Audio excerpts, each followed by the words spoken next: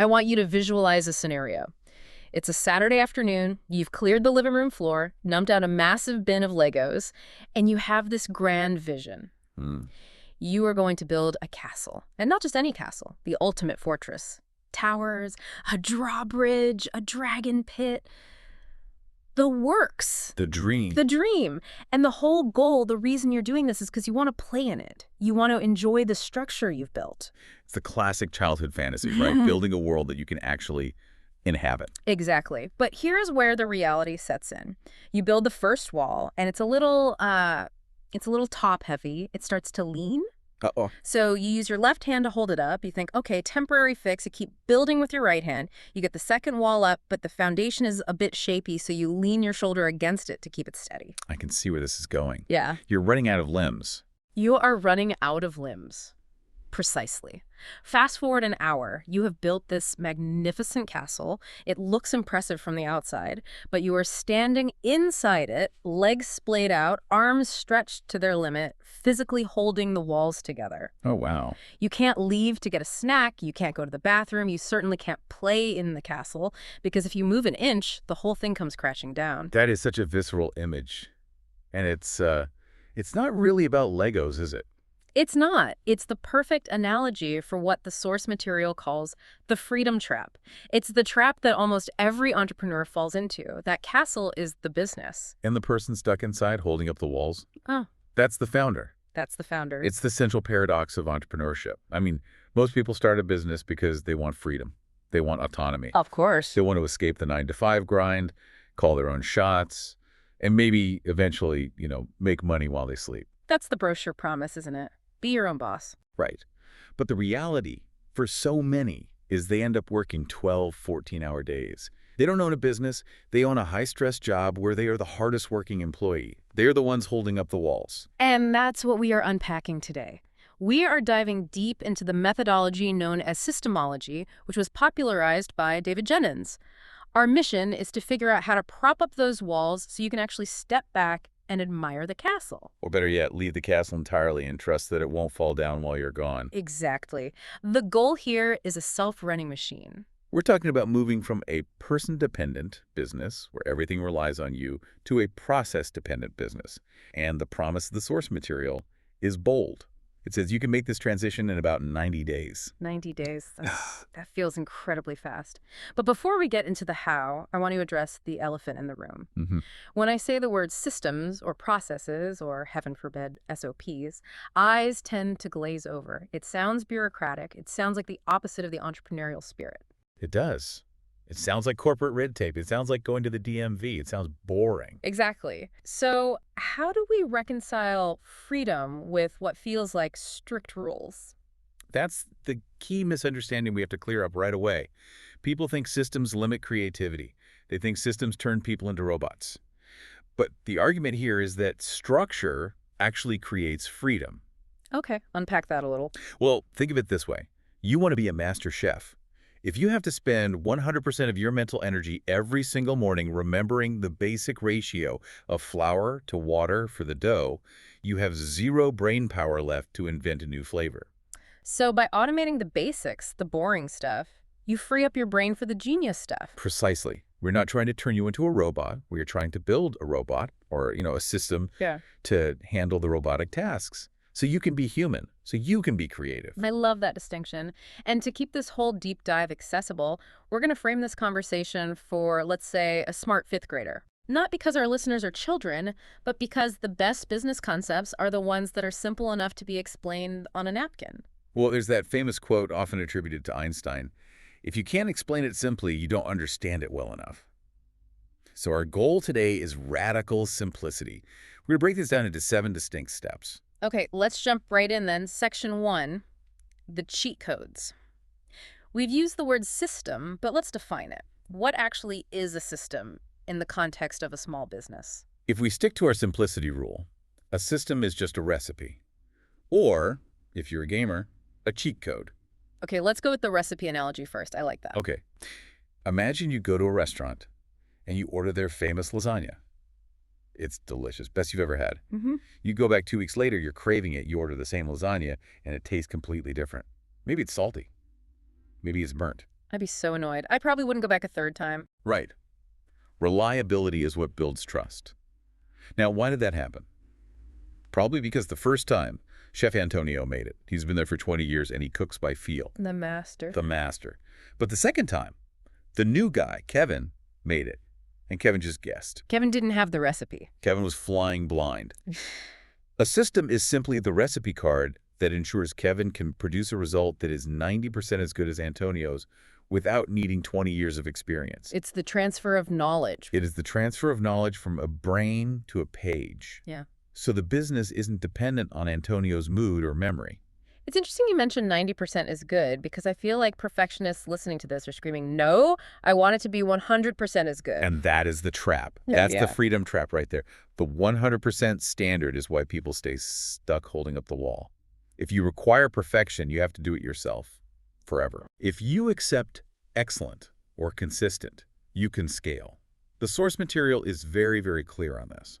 Systems are about consistency and reliability, not artistic perfection in every single instance. So a system is a way to get a predictable result without relying on a specific person. Exactly. It's an asset. Think about sheet music in an orchestra. You have 50 musicians.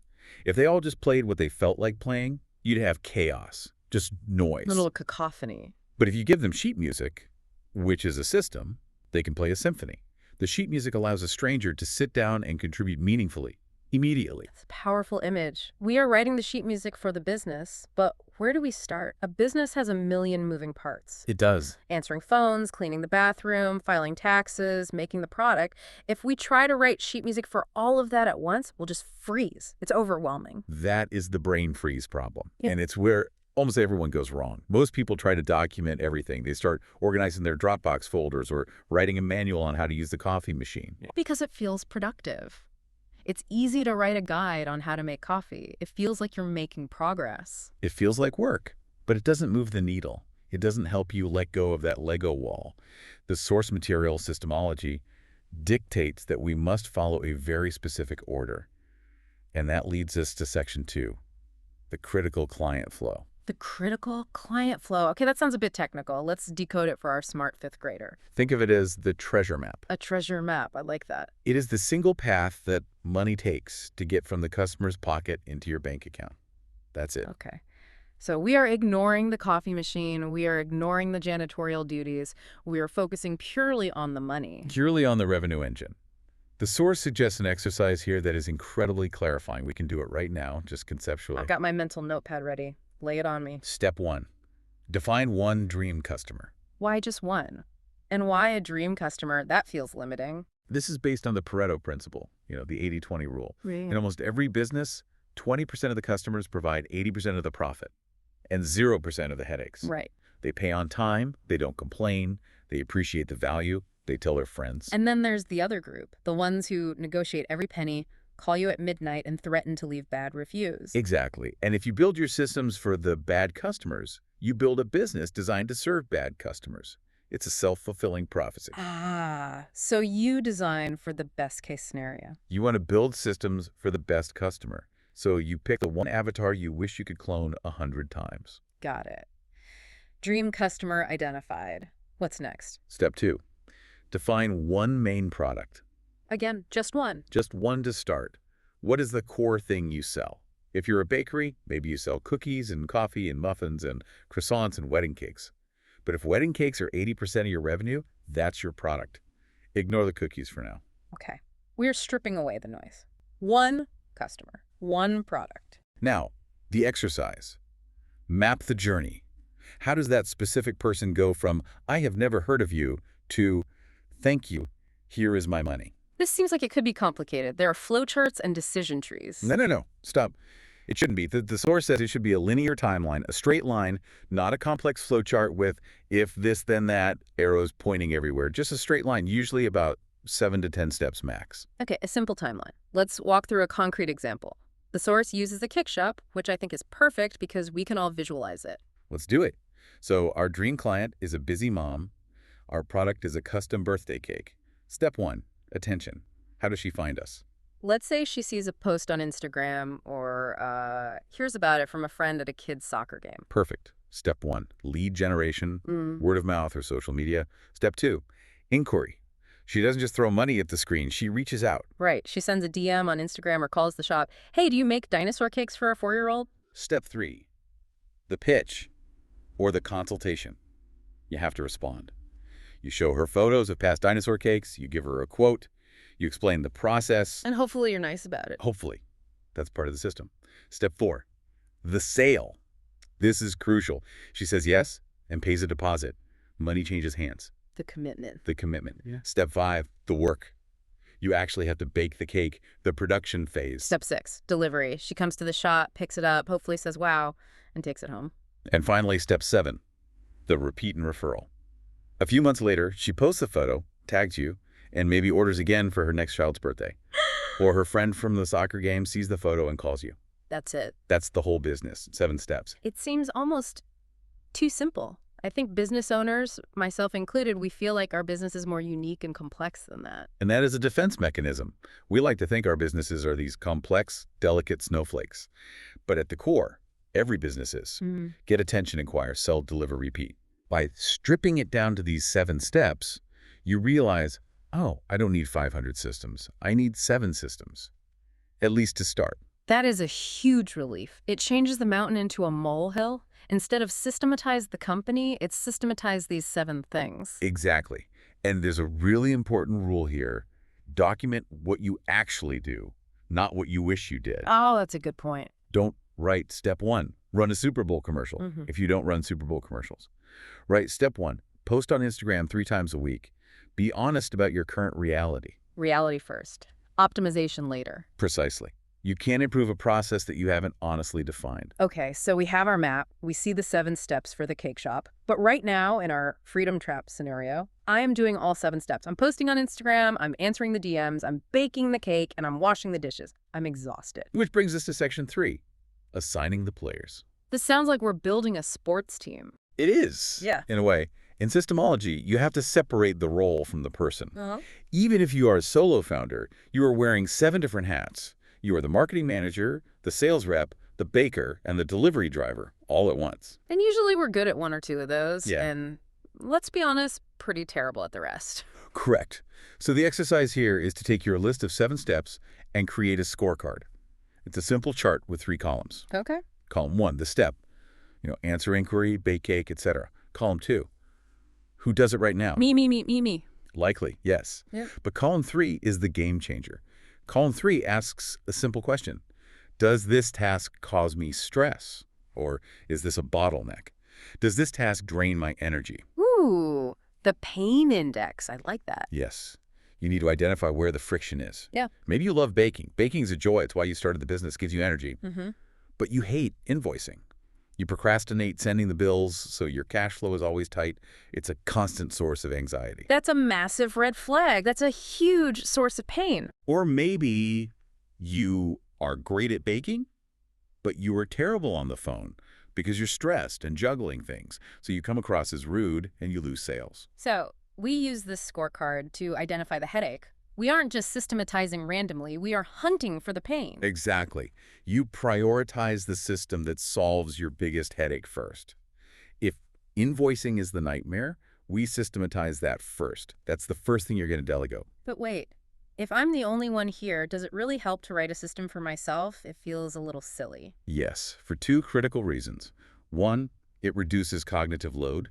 You don't have to think about how to invoice every time. You just follow your own checklist. It saves mental energy. Okay, I get that. But 2, and this is much more important, it prepares you for your first hire. Yeah.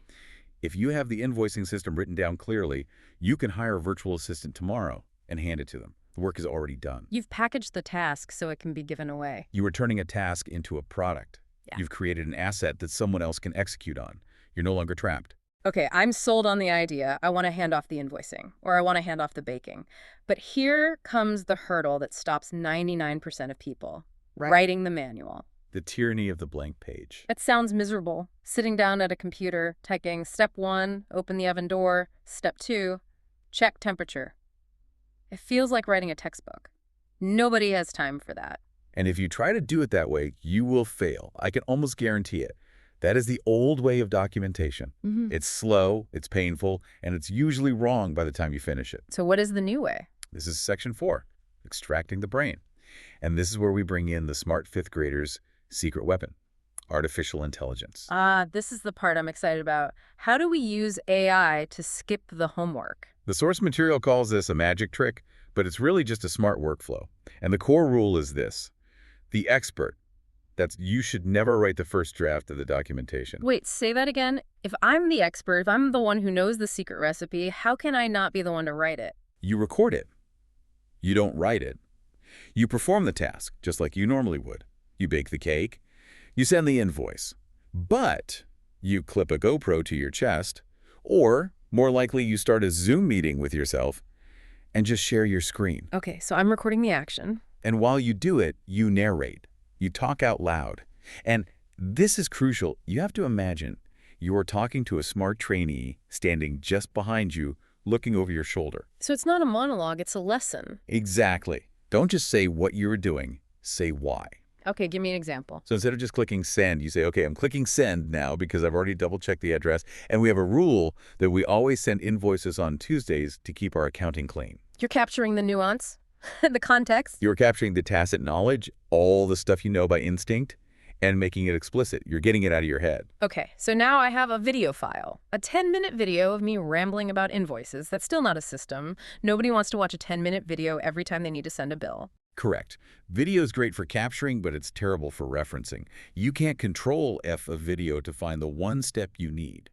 So step 2 of this workflow, transcription. Which is basically instantaneous now with modern tools. Right. You use Otter, Rev, Whisper, whatever tool you like. You upload the video, and it turns that audio into a big block of messy text. And it will be messy. Lots of ums and us and oops, I clicked the wrong thing there. That's fine. It's supposed to be. Because step 3 is the AI. You take that messy transcript, you copy it, you paste it into ChatGPT or Claude or whatever you're using, and you use a very specific prompt. The magic spell. The magic spell. The source calls this prompt engineering, but it's basically just giving the robot clear instructions. You say something like, act as an operations manager, read this transcript. Your job is to extract the key steps and write a standard operating procedure, or SOP.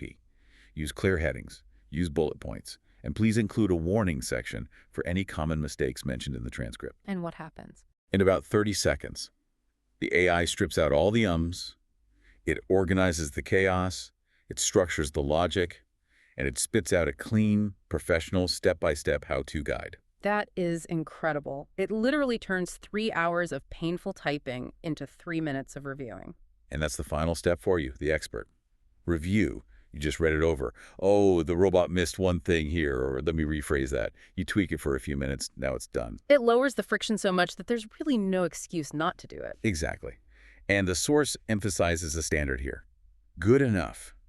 It doesn't need to be a gold-plated ISO 9000 certified document. It just needs to be good enough that if you got the flu tomorrow, someone else could pick up that sheet and get the job done without calling you. Good enough to not get called while I'm sick. That's my new standard for everything in life. It's the bus factor, right? Mm-hmm. If you get hit by a bus, does the business survive?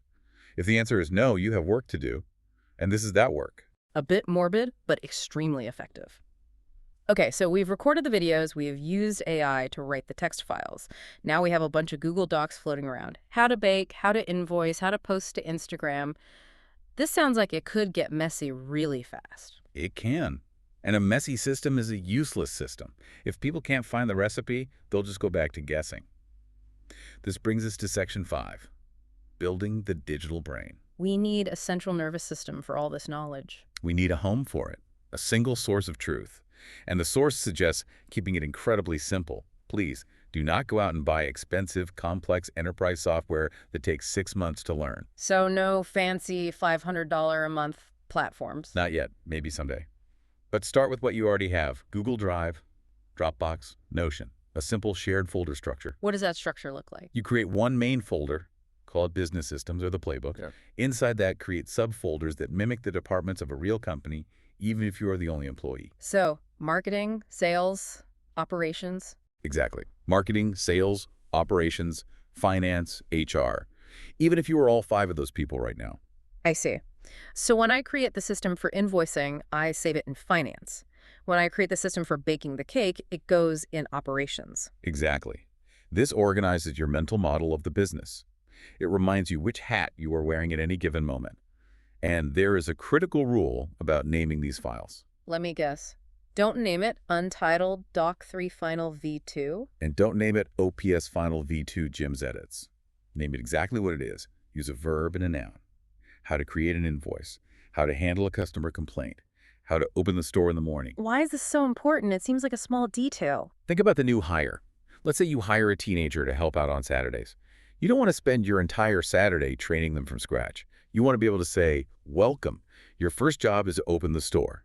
Go to the operations folder and read the document called How to Open the Store. If the files are named clearly, they can teach themselves. It's searchable. Self-serve training. It empowers them. They don't have to feel annoying asking you questions every 5 minutes, and you don't have to be interrupted every 5 minutes. It's a win-win. It's respectful of everyone's time and energy. Okay, so we have the map, that's section 2. We have the players, section 3, the content from the AI, section 4, and the storage, the digital brain, section 5. The castle is built, the sheet music is written and organized. But here is the major failure point. This is where most businesses that attempt this crash and burn. What goes wrong? You've done all the hard work. Human nature. You can build the best system in the world, the most elegant digital brain, but if nobody uses it, if they just ignore the sheet music and play whatever they want, it's completely worthless. Right. You get that I've been doing it this way for 10 years. I don't need a checklist attitude. Exactly. Or even from yourself. You're busy, you take a shortcut. This brings us to section 6, the golden rule. This is about integration. How do we get people, including ourselves, to actually follow the rules we just created? You have to establish a non-negotiable culture. The golden rule, according to the source, is always check the system first. Even if I think I remember how to do it, even if I just did it yesterday. Especially then. The source compares this to aviation. A pilot might have flown a Boeing 747 1,000 times. They know how to land the plane. It's muscle memory. But they still pull out the pre-landing checklist every single time. Because memory is fallible, and the consequences of forgetting to lower the landing gear are catastrophic. In business, the consequences are usually less deadly, but they're cumulative. They add up. If you forget to ask for a referral 100 times, that's thousands and thousands of dollars lost over a year. So how do we enforce this without being a tyrant? You know, follow the rules or you're fired. Doesn't sound like a great place to work. No, that creates fear, and fear kills improvement. We want to create psychological safety. The source introduces a brilliant concept called blame the system. Okay, explain that. My instinct is to blame the person. It is for most managers. Let's say you hire Jenny to answer the phones. You have a system, how to answer the phone. It says, smile, say the company greeting, and ask for their email address within the first 30 seconds. Okay, simple enough. Jenny answers the phone, but she forgets to ask for the email address. The lead is lost. The natural reaction for a boss is to get mad at Jenny. Jenny, you messed up. I told you to get the email. Right, a reprimand, put it in her file. But in a Systemology culture, you stop. You take a breath. You go to Jenny and you ask one question. Hey, Jenny, did you use the system for that call? And if she says no? Then you gently correct the behavior, not the person.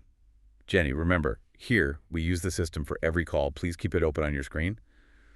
But, and this is the key, what if she says, yes, I was looking right at it? Maybe the system is confusing. Or wrong. Exactly. Maybe the font is too small. Maybe the step to ask for the email is buried in a huge paragraph of text.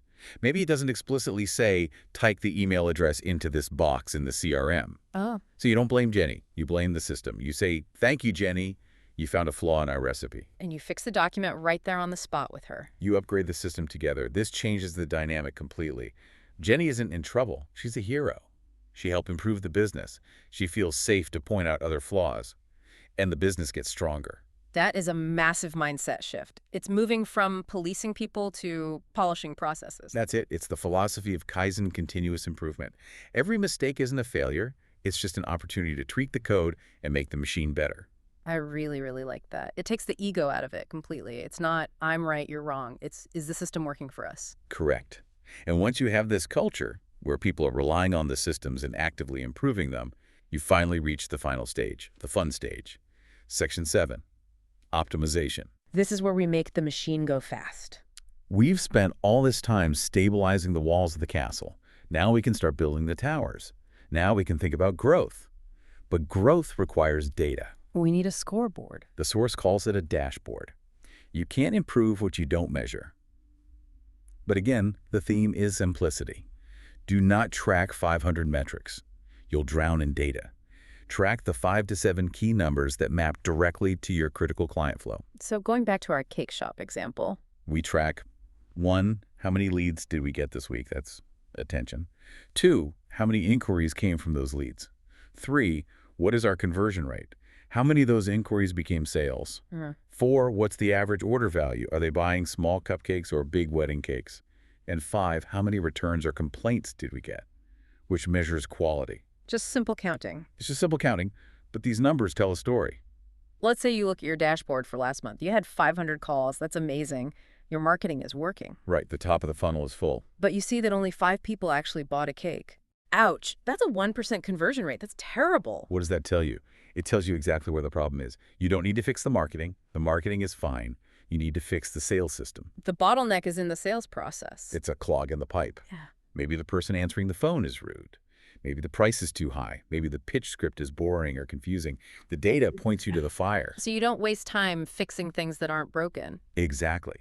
And once you find that bottleneck, you can use our friend AI, again, to help you solve it. How so? You take your sales script system document, you paste it into the AI, and you give it a prompt like, I am a bakery owner. I am getting 500 leads a month, but only closing 5 sales. Here is my current sales script that my team uses. Critique it. Tell me why it's failing.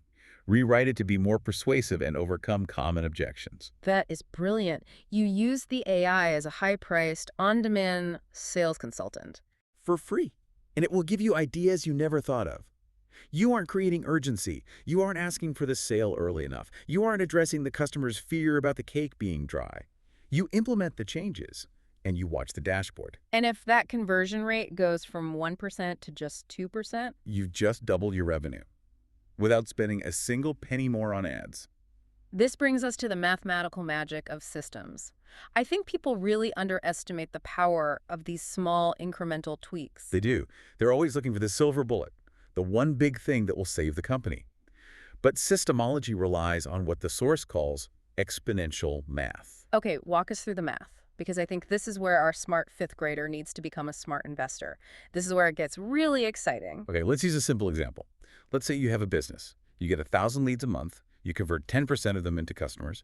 They each pay you $100, and they buy from you just once. Okay, so that's 100 customers times $100, a $10,000 a month business. Simple enough. Right. Now, let's say we use systems to improve each of those steps by just 10%, not double it. Just a tiny 10% improvement. Seems manageable. So your leads go from 1,000 to 1,100. Your conversion rate goes from 10% to 11%. Your average price goes from $100 to $110. And let's say you improve retention so they buy 1.1 times a year instead of just once. It sounds like small change in each area. But the result isn't a 10% increase in revenue. Because these numbers multiply, you get a compounding effect. Your new revenue isn't $11,000, it's almost $15,000. Wow, so that's a nearly 50% increase. And here's the best part. Your fixed costs, your rent, your lights, your base salaries, they all stay the same. So your profit, the money you actually take home, might jump by 80% or more. Just by tightening a few screws on the machine. Small hinges swing big doors. That is the power of optimization. You aren't trying to be a genius home run hitter. You are just trying to be slightly better at every single step of the chain. That is incredibly motivating. It makes success feel achievable and scientific rather than some lightning strike of luck. It makes success a process, not an event. So we've been on quite a journey here. We started trapped in that wobbly Lego castle, physically holding up the walls. We identified the critical client flow, our treasure map. We assigned the players. We extracted the brain using video and AI. We organized it in a digital brain. We created a culture of checking the system first. And finally, we started optimizing it with data. That is the Systemology roadmap in a nutshell. It sounds like a lot of work when you lay it all out like that. It is work. But it is high-value work. The source makes a great distinction. It's the difference between digging a hole with a spoon and taking the time to build an excavator. Building the excavator takes time and effort up front. But once it's built, you can move mountains with ease.